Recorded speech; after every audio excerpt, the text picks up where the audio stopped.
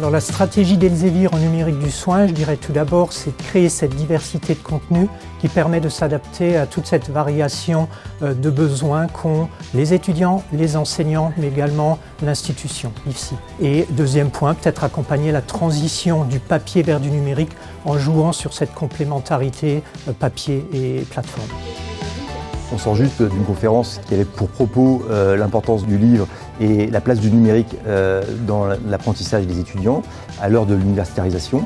Cette conférence a été extrêmement riche puisqu'elle a permis de croiser différents regards, à la fois d'un point de vue philosophique, éthique, mais aussi pédagogique. Les intervenants ont amené des éléments extrêmement intéressants sur l'idée que les deux supports, numérique et papier, ne s'opposaient pas mais étaient extrêmement complémentaires pour l'ensemble des étudiants. L'intérêt que l'on a pu développer pour diverses méthodes pédagogiques ou pour le recours à la lecture est un intérêt évidemment extrêmement important, mais qui doit, de mon point de vue, être toujours resitué dans la perspective de la finalité que l'on poursuit avec cette pratique infirmière ou plus largement pratique soignante.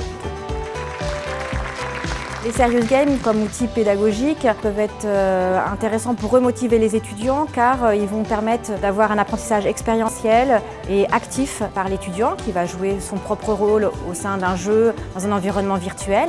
Et puis les autres éléments intéressants dans le Serious Game, c'est le côté feedback puisque l'étudiant peut avoir du feedback soit en cours de Serious Game, soit à la fin. Et enfin, consolider son apprentissage en le refaisant à un autre moment ou un an après, etc. Et puis le dernier élément, c'est tous ces aspects de gamification, aussi bien de gagner des points que de passer différentes étapes dans un jeu.